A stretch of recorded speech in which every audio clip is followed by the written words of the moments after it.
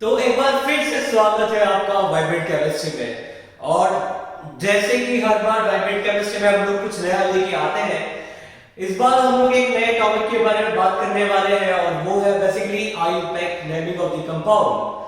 तो IUPAC naming में हम बात करेंगे बहुत ही इंपॉर्टेंट थ्योरी के बाद में, बड़ी फेमस थ्योरी थी और जिसका नाम था basically vital force theory. We will see कि वाइटल फोर्स थ्योरी के साथ में क्या हुआ, कैसे जो वो थ्योरी थी वो कोलैप्स हो गई। और केमिस्ट्री के इतिहास का एक बहुत ही फेमस एक्सीडेंट जो कि बेसिकली वूलर ने किया था, तो वी विल सी कि वूलर ने क्या किया एक्चुअली में और कैसे क्या हुआ। So we are going to talk about all this, ठीक है। तो अब यहां पर भाई साहब सबसे पहले हम लोग शुरू करेंगे एक बड़े ही फेमस नाम के साथ में, और वो क्या है, वो है हमारे पास में बर्ज़ेलियस, ठीक है। तो इनिशियली ऐसे होता था भाई कि जो हमारे पास में कंपाउंड होते थे, वो कंपाउंड हमारे पास में दो टाइप के हुआ करते थे। एक तो वो थे जो कि हमें इंसानों से मिल रहे हैं, जो लिविंग ऑर्गेनिज्म से मिल रहे हैं, प्लांट से मिल रहे हैं, ठीक है। और दूसरे वो कंपाउंड हुआ करते थे जो कि हमें अर्थ से बेसिकली मिल रहे होते हैं।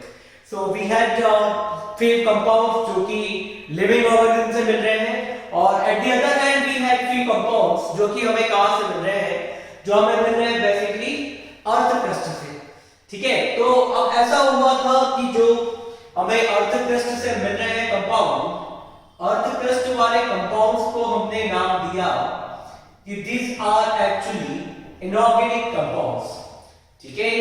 तो पहले तो भाई बात चलती है इनऑर्गेनिक कंपाउंड की, और जब इनऑर्गेनिक कंपाउंड की बात कर रहे हो मतलब ये वो कंपाउंड है जो कि बेसिकली आपको मिलेंगे कहां से, अर्थ क्रस्ट से। तो पहले पहले तो ये माना जाता था कि इनऑर्गेनिक कंपाउंड मतलब वो कंपाउंड है जो कि आपको अर्थ के क्रस्ट से मिल रहे हैं, और ऑर्गेनिक कंपाउंड एक होते थे जो कि बेसिकली आपको लिविंग ऑर्गेनिज्म से मिल रहे थे। So we had the living organism, और लिविंग ऑर्गेनिज्म से जो कंपाउंड मिले उन्हें हमने कहा कि ये तो एक्चुअली में क्या है, ये हमारे हैं ऑर्गेनिक कंपाउंड्स, ठीक है। तो इनिशियली बात यही थी कि कुछ ऑर्गेनिक कंपाउंड है, कुछ इनऑर्गेनिक कंपाउंड है, और वहां पर एक बड़ा फेमस नाम हुआ करता था उस दौर में बर्ज़ेलियस का। तो बर्ज़ेलियस मतलब आज के दौर में हमारे मोदी जी, हमारे विराट कोहली, वैसे ही हमारे पास में बर्ज़ेलियस नाम का ये साइंटिस्ट था। और भाई साहब इस साइंटिस्ट ने ये बोला कि ये जो ऑर्गेनिक कंपाउंड है ये केवल कहां से मिलेंगे, they can be only obtained from the living organism, ठीक है। तो बर्ज़ेलियस ने ये कह दिया भाई, अब नरेंद्र मोदी यदि कुछ कह दे तो उसके सामने कौन कुछ कह सकता है, वही कंडीशन उस समय पे बर्ज़ेलियस की थी। एंड ही टोल्ड कि all this organisms which are obtainable from the living organisms are simply organic compound, ठीक है। और इसके कहने का उन्होंने एक लॉजिक बताया कि देखो भाई साहब ऐसा होता है कि एक चमत्कारी शक्ति होती है लिविंग ऑर्गेनिज्म के अंदर में। आप सोचो कि ये जो ऑर्गेनिक कंपाउंड है इनको लैब के अंदर में बना लो तो नहीं बनेगा, क्यों? क्योंकि आपके पास में कोई चमत्कारी शक्ति नहीं है। वो चमत्कारी शक्ति किसके अंदर में है? केवल लिविंग ऑर्गेनिज्म के अंदर में। तो ये जो लिविंग ऑर्गेनिज्म के अंदर में चमत्कारी शक्ति थी, इसको उन्होंने बोला कि they have the vital force, ठीक है।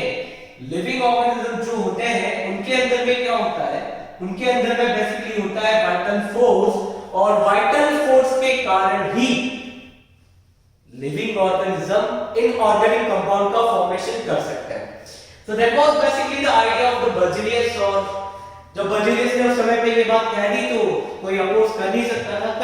कई सालों तक ये बर्ज़ेलियस की वाइटल फोर्स थ्योरी चली, जिसके हिसाब से डिवाइन पावर की जरूरत होती है ऑर्गेनिक कंपाउंड को बनाने के लिए, और वो केवल और केवल कहां मिलेंगे, वो केवल मिलेंगे लिविंग ऑर्गेनिज्म के अंदर में, और कहीं आपको मिलने वाला नहीं है, ठीक है। तो लेटर ऑन ऐसा हुआ कि भी हमारे वूलर नाम के एक जर्मन साइंटिस्ट थे बेसिकली।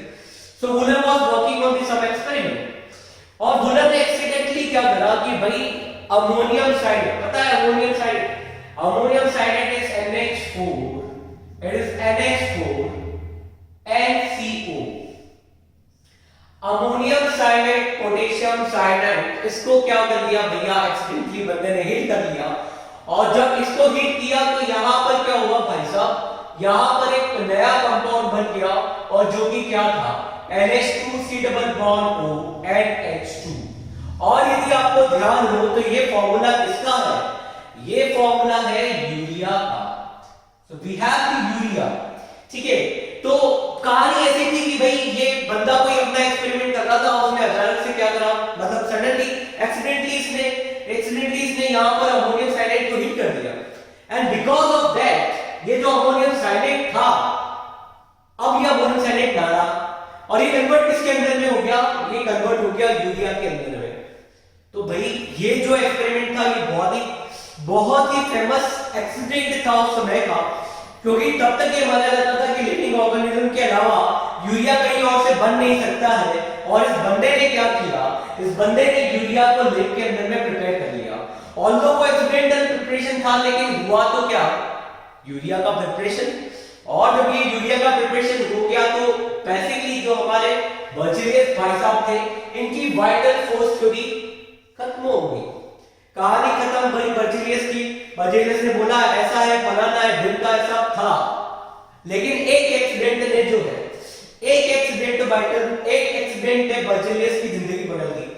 एक तो सुनाई होगा आपने, एक टपकती बूंद जो है वो क्या कर सकती है, जिंदगी बदल सकती है। वही चीज जो है भाई यहाँ पर हुआ बर्जीलियस के साथ में। तो भाई ये तो चलो हो गया, बर्जीलियस का तो यहाँ पर काम तमाम, लेकिन उसके बाद में जो वुलर ने जो कांड कर दिया था कि एक इनऑर्गेनिक कंपाउंड से ऑर्गेनिक कंपाउंड को लैब के अंदर में बना देना, ये अपने आप में उस समय का बहुत बड़ा एक्सपेरिमेंट रहा। ठीक है, लेकिन फिर उसके बाद में तो क्या हुआ कि लोगों के अंदर में होड़ मच गई भाई, किसी ने अल्कोहल बना लिया, इथेनॉल। लॉकडाउन की स्थिति में भाई लोग इथेनॉल के लिए कितने परेशान हुए हैं। किसी ने इथेनॉल बनाया, किसी ने एसिटिक एसिड बनाया, किसी ने फॉर्मिक एसिड बनाया, और पता नहीं कितने ऑर्गेनिक कंपाउंड बना डाले।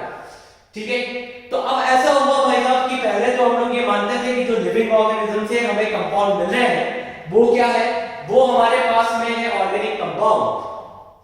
लेकिन इस एक्सपेरिमेंट के बाद में ये जो लिविंग ऑर्गेनिज्म, जो ऑर्गेनिक कंपाउंड की डेफिनेशन थी, ये डेफिनेशन ही क्या थी भाई, खत्म हो गई ये डेफिनेशन।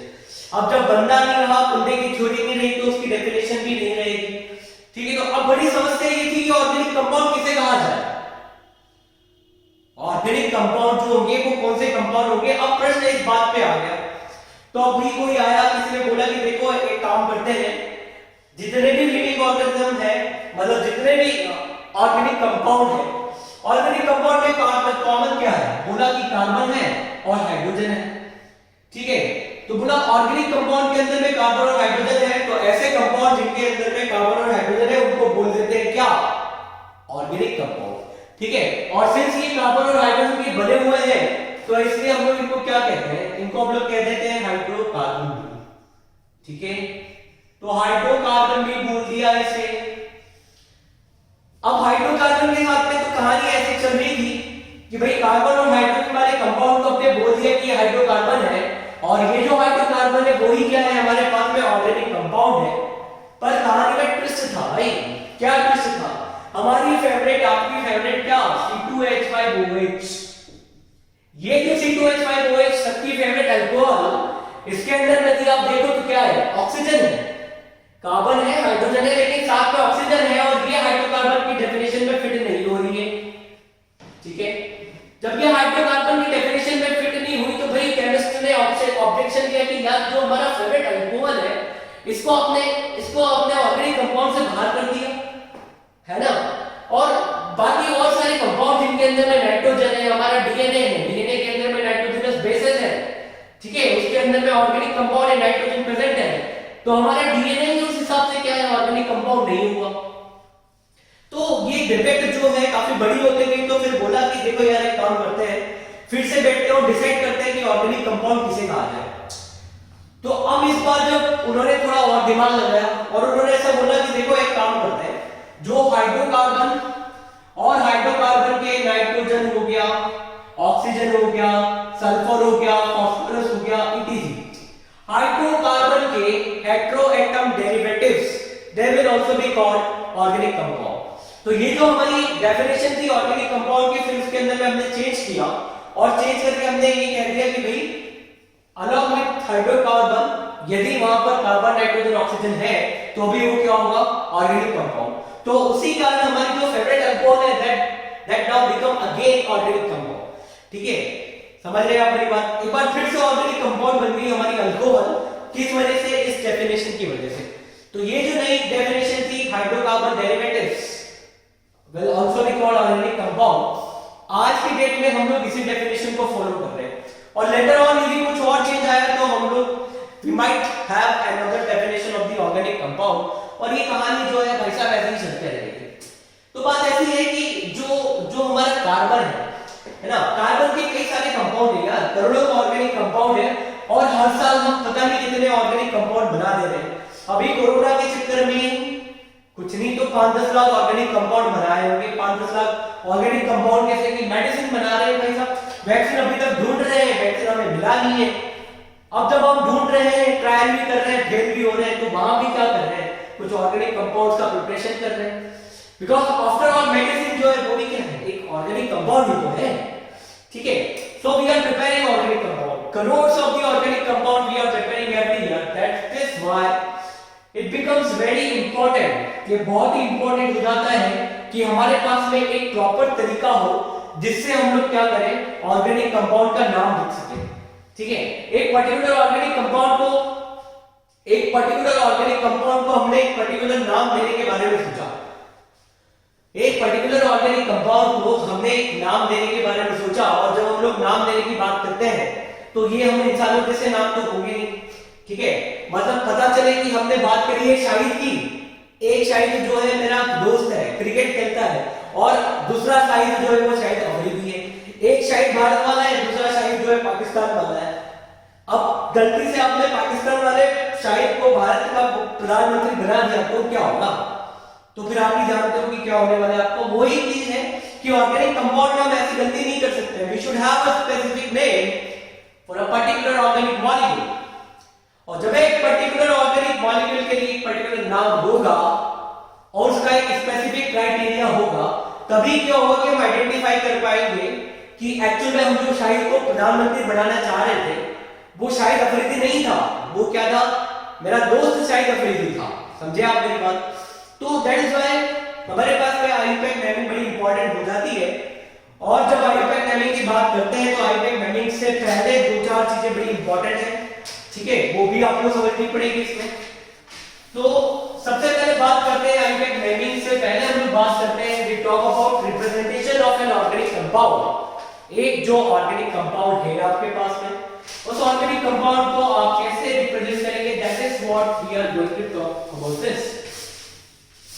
तो इसमें ऐसी कहानी चलती है कि ऑर्गेनिक कंपाउंड को रिप्रेजेंट करने के हमारे पास में अलग-अलग तरीके हैं। In fact we have different formulas, अलग-अलग फॉर्मूले हैं जिससे हम लोग किसी ऑर्गेनिक कंपाउंड को रिप्रेजेंट कर सकते हैं।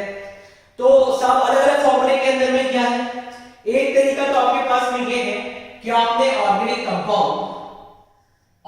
कंपाउंड का सिंपल मॉलिक्यूलर फॉर्मूला लिख दिया। So if you right the simple molecular formula, तो वो भी क्या रिप्रेजेंट करेगा, वो भी एक ऑर्गेनिक कंपाउंड को रिप्रेजेंट करेगा। जैसे मैं अल्कोहल की बात करता हूं, एज यूजुअल मेरी फेवरेट, आपकी फेवरेट C2H5OH।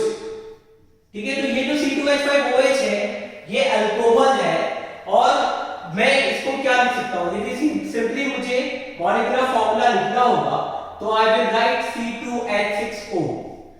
ठीक है भाई, तो ये जो मॉलिक्यूलर फॉर्मूला है इसमें हम लोग क्या करते हैं, we only count number of atoms, जो अलग-अलग एटम्स है उनको केवल काउंट करते हैं और लिख देते हैं। 2 कार्बन है तो 2 लिख दिया, 6 कार्बन है तो 6 लिख दिया, 10 है तो 10 लिख दिया। तो जो हमारा इथेनॉल है, इथेनॉल के अंदर में कार्बन कितना होगा 2, हाइड्रोजन कितना होगा 6, ऑक्सीजन कितना होगा 1, तो फार्मूला क्या होगा भाई साहब, फार्मूला हो जाएगा C2H6O। समझिए आप? लेकिन मॉलिक्यूलर फॉर्मूला के साथ में कैसे समझेंगे, पता चले किसी ने आपको बोला कि देखो ये कंपाउंड है C2H6O, ये लेके आओ मुझे पीना है। अब वो बंदा C2H6O लेने के लिए गया, पता चला कि वो ये वाला मॉलिक्यूल उठा के लेके आ गया CH3OCH3। अब भाई साहब ये तो हो गया ईथर, आपने मंगवाई थी अल्कोहल, आपके पास में आ गया ईथर, इसको पियोगे तो उल्टा पड़ जाएगा। तो ये जो फॉर्मूला है इसका ये ड्रॉबैक है। तो हमने सोचा कि यार चलो एक काम करते हैं, थोड़ा इसके अंदर में चेंज करते हैं। Now we should have another formula. तो अब क्या सोचा कि एक काम करते हैं हम लोग इसके लिए, we shall write condensed structural formula. अब कंडेंस्ड स्ट्रक्चरल फॉर्मूला लिखने का फायदा क्या है, पता चलेगा कि CH3 के बीच में, दो CH3 के बीच में ऑक्सीजन तो नहीं है, या ऑक्सीजन जो है वो कार्बन से जुड़ी हुई है या हाइड्रोजन से जुड़ी हुई है। तो next we have the condensed structural formula. So in case of the condensed structural formula, हमारे पास में क्या होगा, we will have number of carbon atom, hydrogen atom, सारे एटम जो है वो वहां पर हम लोग रिप्रेजेंट करते हैं, लेकिन बॉन्ड केवल कार्बन और हेटेरो एटम के बीच में शो करते हैं। तो इस टाइप का जो फॉर्मूला होता है that is called condensed structural formula. तो जैसे यहां पर मेरे पास में इथेनॉल है, if I right it's condensed structural formula, तो क्या होगा CH3 CH2, ठीक है, और साथ में यहां पे क्या आ गया OH। तो जैसे कि आप देख रहे हैं केवल कार्बन का बॉन्ड शो किया है और कार्बन के साथ में हेटेरो एटम का बॉन्ड शो किया है। तो ये मेरे पास में हो गया कंडेंस्ड स्ट्रक्चरल फॉर्मूला।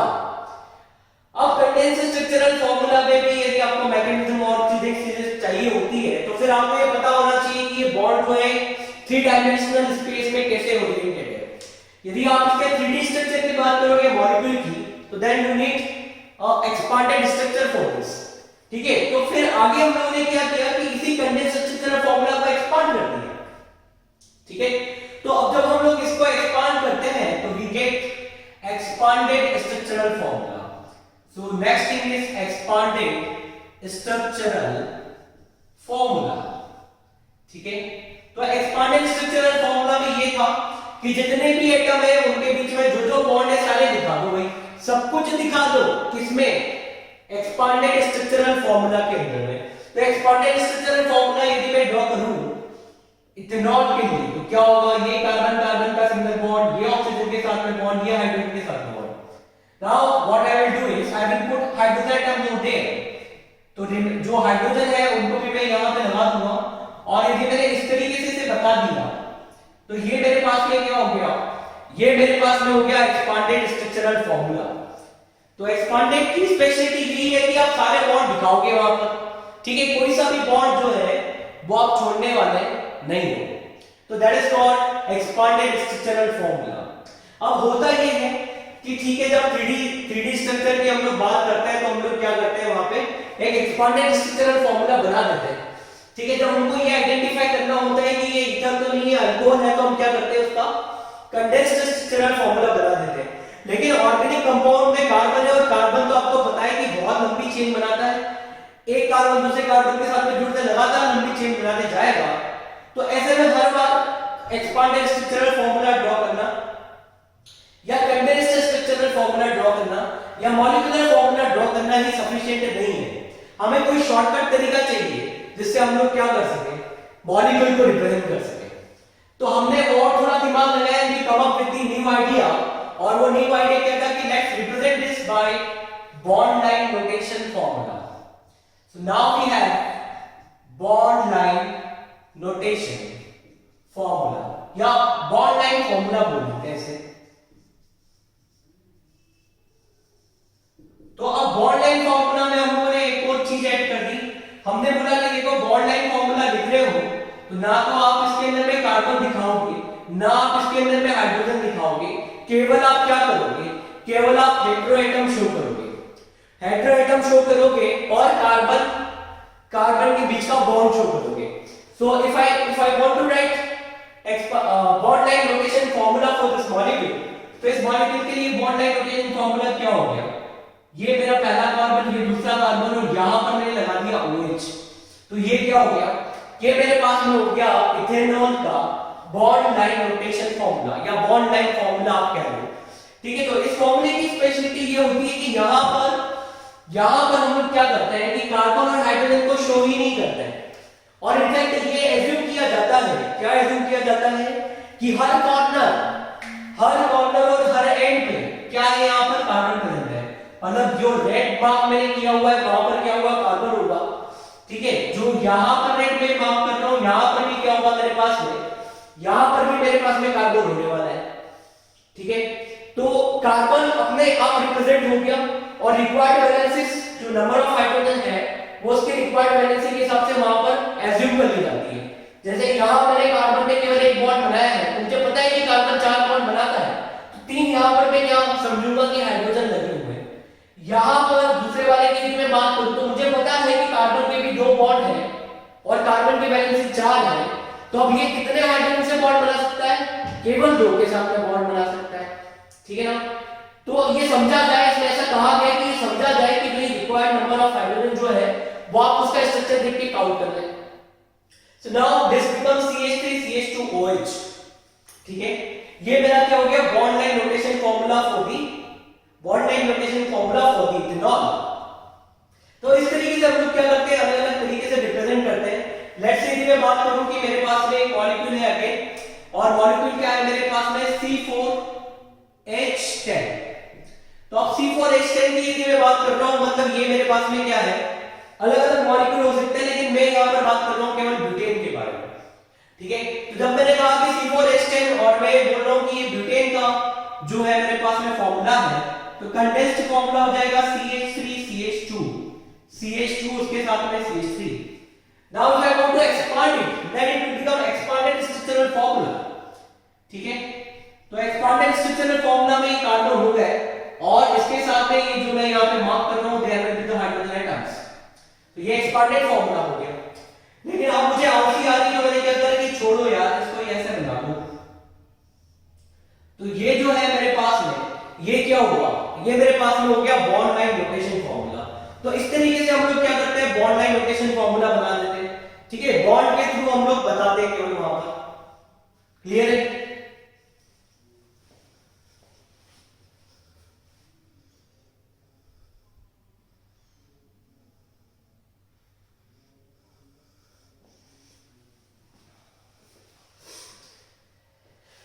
तो ये क्या है, हमारे पास में डिफरेंट डिफरेंट तरीके हैं जिससे हम लोग क्या करते हैं, बेसिकली एक कार्बन चेन को रिप्रेजेंट करते हैं। तो next we talk about degree of the carbon atom. ठीक है, तो डिग्री ऑफ कार्बन एटम की जब बात करते हैं, so degree of carbon atom का भैया बहुत ही सीधा सा मीनिंग होता है degree of carbon atom. Degree of carbon atom, इसका सिंपल सा मतलब यही होता है कि जो हमारा कार्बन है उसके साथ में how many carbon atoms are bonded, how many C atoms are bonded. इसको हम लोग क्या कहते हैं? इसको हम लोग कहते हैं डिग्री ऑफ कार्बन एटम। ठीक है, मतलब एक कार्बन जिसको आप कंसीडर कर रहे हो उसके साथ में कितने कार्बन जुड़े हुए हैं। ठीक है, उसको आप बोलोगे कि उसकी डिग्री ऑफ कार्बन है। यदि मैं बात करूं आपसे इस मॉलिक्यूल में इस कार्बन की, जिस पे मैं एरो लगा रहा हूं, तो इस कारण से आप देख रहे हो कि केवल एक ही कार्बन एटम यहां पर जुड़ पा रहा है। So only one carbon is there. तो मैं कहूंगा कि इस कार्बन की डिग्री क्या है मेरे पास में? 1 डिग्री। एक कार्बन जुड़ा तो 1 डिग्री, 2 जुड़ा तो 2 डिग्री, 3 जुड़ा तो 3 डिग्री, 4 तो 4, इस वजह से।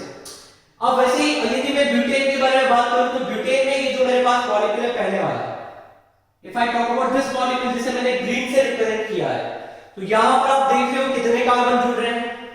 भाई साहब केवल एक कार्बन जुड़ रहा है वहां पर, है ना, जो कि उसके कहां पर होगा? जो कि उसके लेफ्ट में प्रेजेंट होगा, मींस दिस वन।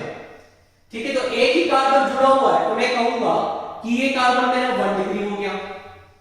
ठीक है, अब मैं थोड़ा सा आगे बढ़ता हूं। जिस कार्बन को मैंने सर्कल किया है, मैं आपसे पूछूं कि भाई बताओ इसके साथ में कितने कार्बन जुड़े हैं, तो आप देख सकते हैं कि एक कार्बन लेफ्ट में है और जस्ट फॉलोड बाय उसी कार्बन के सर्कल वाले के नेक्स्ट में एक कार्बन है वो भी उसके साथ में जुड़ा है। एक कार्बन ये जुड़ा है, एक ये जुड़ा हुआ है।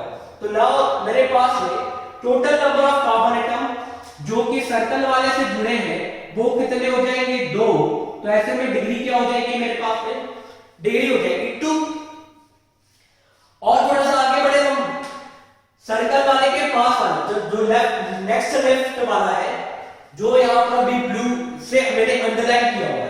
If I talk about the degree of this molecule, degree of this carbon atom, तो इस कार्बन के साथ में भी क्या है आप देख रहे हो, एक कार्बन तो ये जुड़ा हुआ है, एक कार्बन ये जुड़ा हुआ है, कितनी डिग्री हो जाएगी? 2 हो जाएगी भाई साहब। तो डिग्री ऑफ कार्बन एटम का मतलब बस यही है कि कितने कार्बन के साथ में जुड़ गए।